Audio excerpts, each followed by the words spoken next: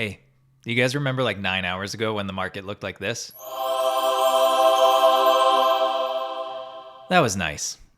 I was going to spend today just talking about getting ready for earnings season, maybe some of the traditional October volatility that we saw earlier this week, and then we got this Truth Social post that came out about fresh tariffs on China, 100%, and Trump canceling his forthcoming meeting with Xi. And then all of this unfolded. I guess the glass half full view is that we can still talk about October volatility at least. All said and done, the Nasdaq lost over 3.5% on the trading day, and that stacked to almost 4.5% after the close as more Trump posts came out. And then when it was all done and dusted, we got this clip. Canceled your meeting with President Xi, and no, I haven't canceled, but I don't know that we're going to have it. But I'm going to be there regardless, so I would assume we might have it. So what does this massive correction mean for the markets and the overall bull market thesis? Well, let's look at these darn charts for stocks, commodities, and crypto to find out exactly what's going on. Cheers.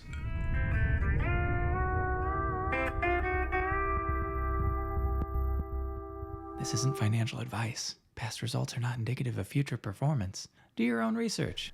Welcome back to the Trading Apologist. My name is Tom, and I hope you are all holding up okay after an absolutely wild day out there today. We're just going to skip the likes and subscribes and get right into it, but I do have to thank everybody in Patreon for supporting this channel and making all of this possible. So the first big question is this normal? And the simple answer is yes, it's actually quite normal. A correction like we saw today in broader markets is absolutely normal. But what is abnormal is the record number of days that we have seen without a greater than 2 to 3% correction, and that we've been in this environment for the last several months. And that is the abnormal part. This is why this stage of the market is called the winner's curse phase, because folks that are new here get suckered into the good times, start feeling like they're geniuses, and then have the rug swept out from under them right as they get levered up into positions that they bought at too high prices. That brings us to question 2. Is this the end of the run? And to that, I would say no. I was talking about this a lot in mid-September and even on the DCA podcast, how historical data shows that post-election years that see a positive August in markets, which we had, push that traditional September correction out to October. Now, while we started October strong, I think this is exactly what we are seeing right now. And just for context, October is historically the most volatile month of the year, as you can see by this chart here and what we mentioned in the intro. And I'm sure you all noticed that volatility during this trading week. And I'm talking before Friday, where we were up Monday, down Tuesday, up Wednesday, down Thursday, all over the board, swinging like we haven't seen for a very long time. Additionally, we have been discussing how institutions are historically underweight equities compared to retail. Retail really bought up that dip in April in much greater numbers than institutional players, and those large players have been looking for an excuse to wipe out historically over-leveraged retail positions. It's not too dissimilar to the strategy that market makers in crypto seeking to liquidate over-leveraged perp traders deploy on markets. So they're looking for entries at lower prices, and I think we saw some of that pressure to get them those entries today. Now, however, while the market correction was healthy, the flush we saw in crypto was something we haven't seen ever, just in terms of the scale. Now, original estimates were at 9 billion in liquidations, with later numbers this evening pointing to over 19 billion, almost 20 billion in liquidations. It really feels like something fishy is going on, and I know personally my perp exchange froze up. I know a lot of others did just because of all of the trading volume, and people couldn't get out of their positions or set stop losses. So I'm sure we'll hear a lot more about this. And normally we look to that 1 to 1.5 billion in liquidations as a big market event that really would turn the trend. But today's event surpassed, the Luna collapse, the FTX crash, and even the entire COVID drop in terms of the sheer scale and market impact. Truly unprecedented. Now, anytime something like that happens and we break structure, we need to pay attention, particularly as we are getting close to the end, timing-wise, of how a Bitcoin bull run is traditionally measured. Yes, we have been discussing the possibility of the cycle extending, but we need the charts to prove that to us. And I want us all here to be very clear-eyed or sober-eyed about what is happening in the charts. And we can't just blindly rely on the thesis that the cycle is going to extend, we need to see that follow through via the money flow. So let's dive right into the charts to look at the key levels that need to hold. Outside of Bitcoin, I am going to take the TA a bit more briefly today and just focus on the key zones that we need each chart to hold, because we really need to see how things unfold next week. If markets can bounce and can recover quickly, that's a good gauge of near-term strength.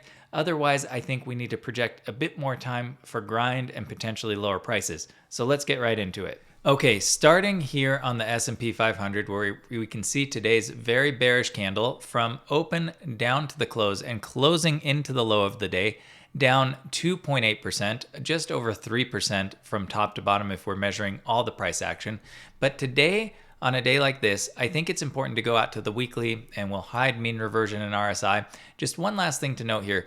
This is our first daily lower low in weeks, but we did hold support right here at this previous swing low at 6,550 points, which aligns with this previous peak as well. So let's see if that can continue to hold next week, or if we're going to drop to this next zone, which I would say is one of our strongest areas of support in this entire consolidation range, which is at 6,480. So just a little bit below. And if we really keep dropping next week, we have been talking about the 20 weekly as the area where the street buys up. So the 20 daily is where retail investors, you and I, step in, and you can see we were not able to hold that level today.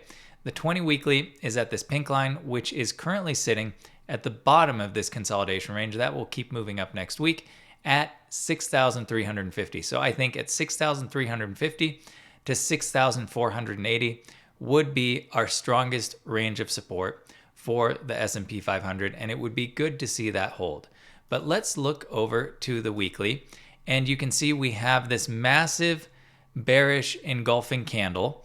And what I want to do, we did this in the spring. Actually, no, we did it right here in July when we got this bearish engulfing candle, to look back in history to see what traditionally happens. And what we discovered was that sometimes we'll get a recovery right away, but it was only one of the last 8 or 9 times, I believe, if memory serves, that we had gotten that quick recovery. Now we have 2 instances of that, but more often than not, we had another week or 2 of downward price action. So let's just look at a couple bearish engulfing candles. And you can see here we have one bearish engulfing candle. Then we had 2 more red weeks, and then finally a positive week after that gap down. Let's see what other instances we can find. Here we have another bearish engulfing candle, and this one really kicked off our tariff correction. So that is, I would say, an anomaly. But let's go back in time a little bit more. This one is borderline, but we can count it. It didn't really engulf the highs, but it did drop quite a bit below. And you can see we had 2 more weeks of correction in that instance. And then I suppose we can count this one as well. Normally I like to see it engulf the high as well, but we had another 2 weeks of correction and another bit of correction after that. And let's keep going back in time. Then we had another one here with a couple weeks of correction. So you can see that more often than not, and here's another one, this can lead to lower prices. So it is something we need to be aware of. And if we don't see something like this happen, then it just tells us that the market continues to be strong, as we saw in our most recent instance right here. So the next couple of weeks for the S&P 500, for the Nasdaq too, are going to be quite telling. Okay, looking to the Nasdaq on the weekly, and it's very much a similar story here, but just same principle applies.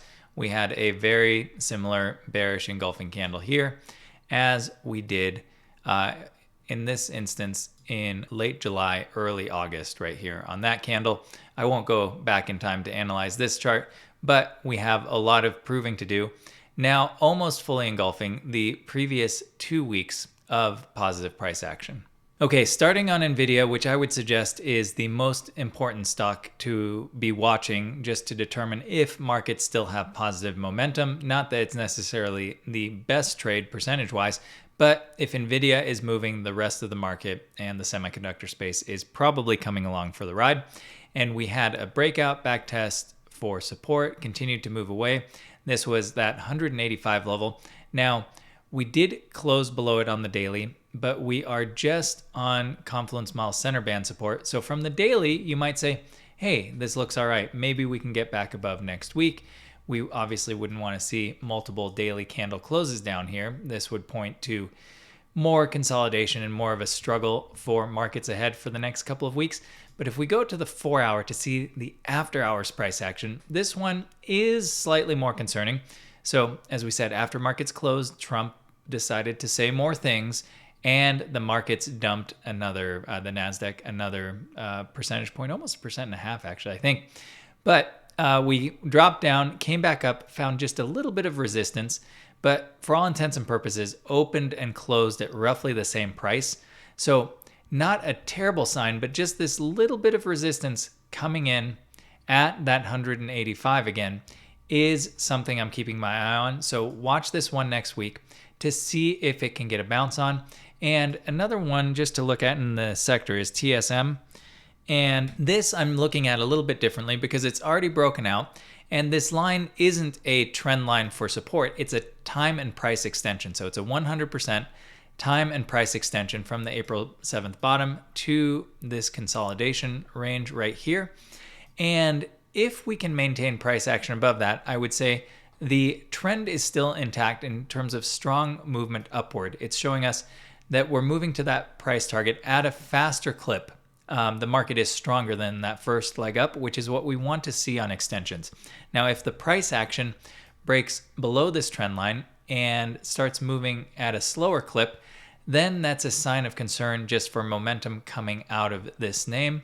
And we can look at that, I suppose, on the semiconductor ETF SMH as well, because SMH has a very similar trend line for an extension. And SMH actually already broke below that, but this can obviously still recover. So this is weighing all the semiconductor names together. So SMH a little weaker than TSM. And for any other individual charts that you are doing that are doing this in terms of a similar pattern, you can do that just to assess strength and weakness. Now, one we've been covering in the Patreon group, which is volatile but was showing some strength today, is LAES. They're a Swiss semiconductor manufacturer that got a government contract with the US government for defense. We had this resistance zone that has been plaguing us at $5.20, had a breakout from it on news of that contract with good volume follow through. Now, it did have a decent pullback today. We've had a price target on it of $7.22. A lot of folks got a good trade on that yesterday. If we see the after hours price action, you can see how things like this are super volatile. Yesterday alone in that move, it moved up 60%. So that can cut both ways, but there are a lot of opportunities there. But the good thing is that we just closed above that former resistance zone at $5.20. So any chart that is showing strength with a good bounce and closing above key levels is one to keep an eye on next week to see if that momentum can continue. And again, the near-term target for this, if markets can continue to move, is $7.22. Okay, one other sector I wanted to look at really quickly is XLE, and this is just notable because the sector had been coiling and had months, actually almost a year now, of overhead resistance pushing down. And XLE, the energy sector, was showing strength, had a breakout. Ultimately, that was a fake out. And now we dropped down to the underside, had a breakdown there of support. And what's notable is it's the 200-day moving average and this underside support that we broke down from. So that was reflected today in the price of oil and other commodities. Ultimately, this is good for inflation and input costs. But it is a notable shift. And just one tip for your charting, as things are in a strong uptrend, they often find a new RSI support level. And in this case, it was around 40 to 42 for XLE. And once you break down from that, then the RSI will most likely fully reset. So to me, it looks like this is going to break down from the 84 level that we would probably head somewhere down here to about 80 before really resetting this and finding some bounce point for this sector. Now, gold was one of the only things to perform well today. Gold and rare earths, I mean, metals broadly have been outperforming and have been on a tear. And I wish I would have some more positions in those as a bit of a hedge, but the charts have unfortunately not given me an entry. So this is also interesting just in terms of noting the flight to safety in gold and Bitcoin not catching on to that same narrative. Okay, we haven't looked at Chinese names in a while, but I just wanted to look at a couple of the standouts as those really got beat up today and had been running away on a tear. I mean, BABA breaking out from this downtrending resistance over the last couple weeks alone on that last swing did 64% to the upside. And we had quite the pullback over the last couple of days. It seemed like someone knew something already, or it just helped accelerate that, almost a 20% pullback. And if we're looking at support, we are at the 618 fib level right now. We're at the Confluence Model Center Cloud. It seems like with everything that's going on, unless the news drastically turn, this might have a little bit more downside. And I would be interested in looking at this at the 50% level at $148, or we could just say $150. And I'm also saying that because of those previous peaks right there. If we look at one other name, BIDU had a similar correction, but more dramatic than BABA. We are looking like we are really going to test at least the 50% level on this at $117. We got to a high of $150 just a couple of days ago. But this one really looks to me like it might want to correct a little bit more to the 382, which would be at 109. And if we're just measuring this breakout move, this one was quite impressive as well. This was 75% to the upside over the last couple of weeks. So Chinese names have been on an absolute tear since late August. Okay, and one last one is JD.com, which I actually took a little bit of a nibble on today. Very small position, just a couple hundred shares. But as we were getting into this Confluence Model lower band support on the daily at $31, and this previous price action right here, which has formed a fairly strong base, and this big volume candle we were getting, I figured it was at least worth a shot. And if we break down from this underside trendline support, which has touch points going back all the way to January of 24. So if we break down from that level there at $30.90, let's say $31, I got in at $31.50. It gives me a very close invalidation to stop out of this trade if this keeps dropping. But it has been going into a bit of compression. This was a good breakout sign. Now we'll see if geopolitics throw this one for a loop, and we might have to try again at some date in the future when structure is shaping back up. Okay, I want to start with Bitcoin again on the weekly because this is our most important time frame to be watching from the perspective of the breakout. We, on last Sunday, had that downtrend on the weekly break, and we've been discussing that whenever these downtrends break, generally speaking, it always leads to the next meaningful move in crypto. So we had great follow through with one candle. Now we have had this massive wick to the downside. We are finding or found just a little bit of support on the Confluence Model Center Cloud, which was coming in at 103,000. So that's a decent sign, but we need to see the price action recover a little bit more before the end of the week to above 114,000. And I say that for two reasons. One, that would get us to bounce here from this RSI overhead resistance, turning it from resistance into support. So that would be a great sign for the weekly. But if we look at this on the daily, just in terms of strength and weakness, it's important to see where we are in the range. And if we measure this recent range from top to bottom, the 50% of that range comes in at 114,690, so 114,700. And closing above that would be a sign of strength to set us up for a quicker recovery. And we really want to see that V-shaped recovery. If we reject from this point and languish around down here, we have broken down structure on the daily. We will have broken back down on structure on the weekly. And this could turn this into a scenario where we could be recovering for weeks or even months before we make higher prices.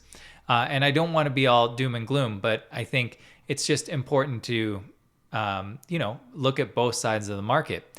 And if we reject from this 50% or don't get above it by Sunday and we chop around, we could even see a dead cat bounce up to, say, 117.5 or even as high as 119.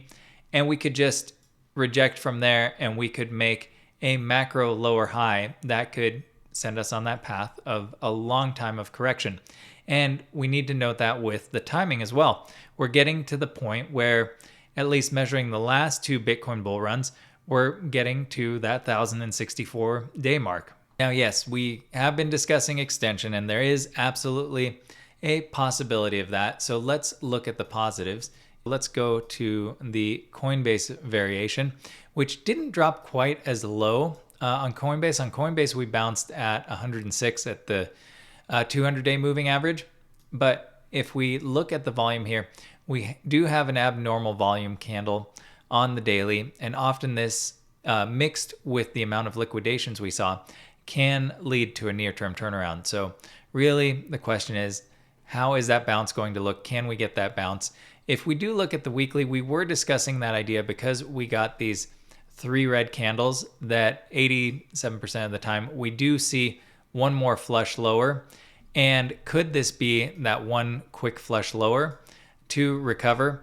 I would have expected on this candle, and now that we broke previous highs, that's an invalidation really of these 3. But this cycle has been so funky, so I just wanted to bring that up. It's like, oh, is this playing out delayed? But generally speaking, we would have wanted to see it off of this price action here. Okay, looking to Solana, and let's start on the 4-hour, because the bump and run thesis that we were talking about last week ended up playing out, but then exceeding that target, we found just a little bit of support. So what we're talking about for bump and run pattern, as you can see by these, you have the lead-in phase, and then you have the bump, and then the run, and that normally connects with the center of that point of congestion. We saw the exact same pattern play out here, where the price action hit that center of the point of congestion.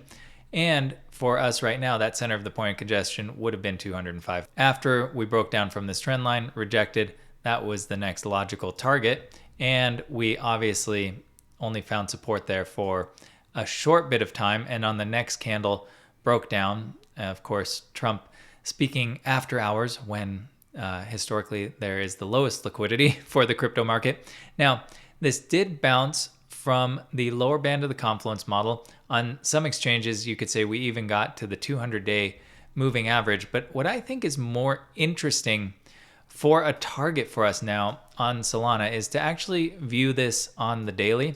And let me just turn off the confluence model clouds just so we can focus exclusively on the price action for a bit. And we have all these trend lines that we've been drawing for these smaller uptrends. Well, I think it's time to delete all those and look at our larger structure and draw this all as one big uptrend. So if we connect the April 7th bottom through our price action right here, that gets our trend line now to just about the 200-day moving average.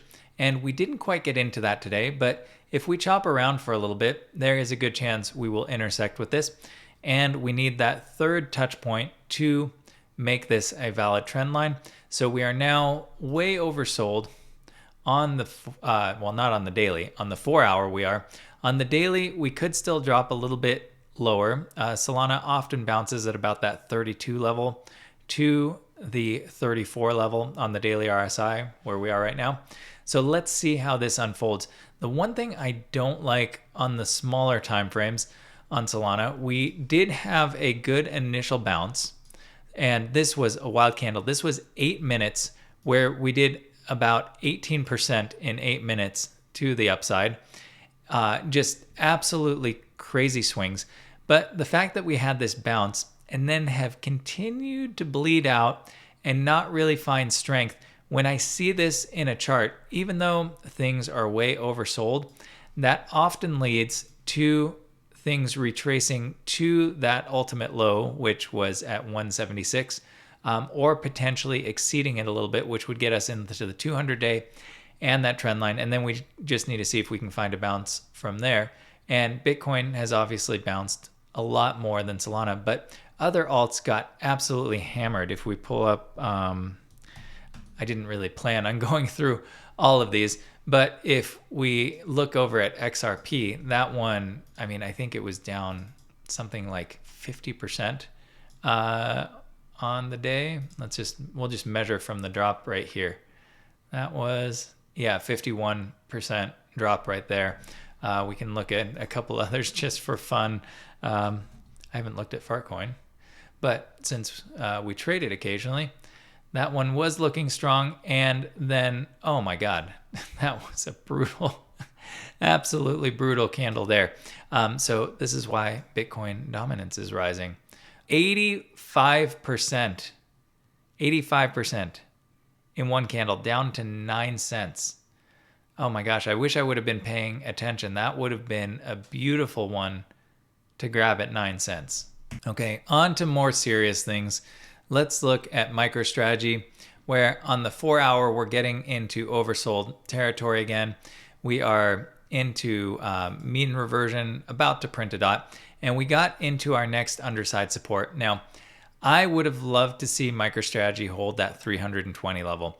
And we did bounce from the next support zone that we've been discussing at the mid to low 280s. So an okay sign. But since we've broken down, and I guess this wouldn't foreshadow nice things for the Bitcoin price action, but it just seems like this is going to work its way to the next trend line, depending on when we intersect that around 240 to 250. We've made a new low, even though we did make this higher high. There's just a lot of weakness in the chart. So unless Bitcoin can really come through, I mean, Bitcoin volatility, you could argue, is going to be good for MicroStrategy. But if we break this 283, 284 level, then I would look down below for us to intersect that next trend line that has been holding us up for the majority of this bull market. Okay, I need to get a cleaner Tesla chart going because this thing is a mess right now. But mean reversion and RSI on the 4-hour are almost completely reset. But we did break down from our range today, so that is something to note. We were consolidating in this range, broke above it once, tried to push through again, and then had a nasty set of 3 candles today. Did get a little bit of a bounce right at that $400 psychological level. So my short-term calls for next Friday are not going to work out on Tesla. I thought we might be able to mount this extension up to this 500 to 530.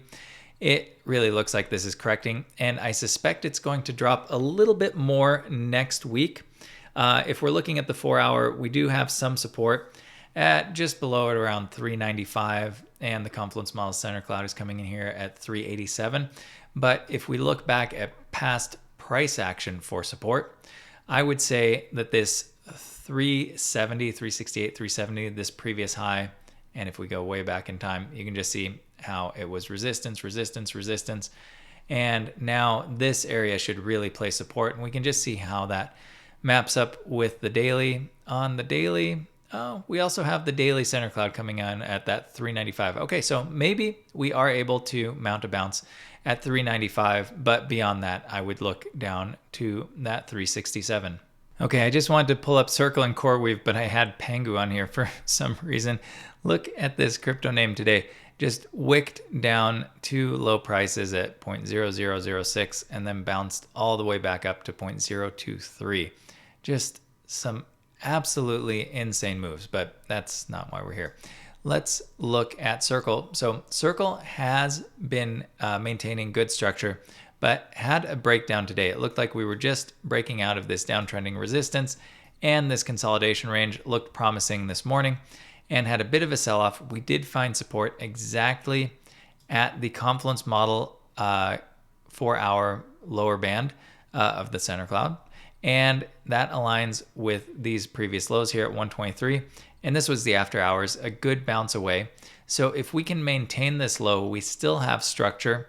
and we can still be optimistic for, I would imagine now, probably some more chop before a recovery, but it's still looking all right. And we have that $200 price target overhead. So if you didn't get an entry, we got back in with a little bit more size right here. You're about at those same levels from a couple of weeks ago. And then CRWV has actually been, I should have bundled this in the semiconductor section, but has actually been faring fairly well for all intents and purposes. We broke above the 50% and wicked below, but held it for support today. So I'm still optimistic on this. The chart is a little extended, but I think it could still move a little bit higher. And we're looking for CRWV to break these previous highs, which we almost did at $155. And then we'd be looking to resistance overhead at this next level here, which is coming in at $165. So surpassing this swing, like I mentioned on Monday, that's what I would like to see to show continued strength in the chart. And then sure, we can cool off and correct from there before mounting the next move up. Okay, and last one for today is Unity Software. And I got in just a little starter position about 2 days ago because we were getting close to the first area of support at $35 where I want to start building a position on this. This has had a strong move up out of a longer, let's look at it on the daily, why not, right? Out of a longer downtrend. And I missed this initial breakout, but I have a thesis on this and why this is going to do well between now and 2030. So this is a little different play for me than a standard swing trade.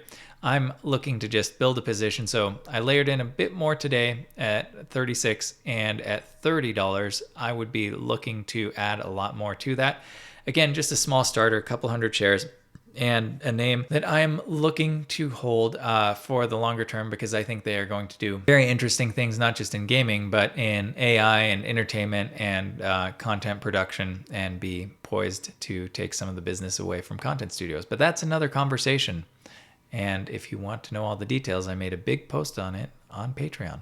So everybody, that is it for the charts. For Bitcoin and crypto, we really need to watch that $114,000 level on the close this Sunday. For equities, watch the reaction early next week. If we get buyers stepping in quickly, and if perhaps Trump softens his tone towards China, then we could recover just as quickly as we dropped. However, if things lag and chop, we should be ready for 2, potentially 3 weeks of more chop and or downward price action. So if you have cash ready to deploy, this next few weeks may be the best opportunity you get until early next year. But as always, keep those stops tight to protect yourself in this volatile market environment. I hope you all have a good weekend, and I will see you all on Monday, where we will have a lot more to discuss after we see that initial market reaction. Bye for now.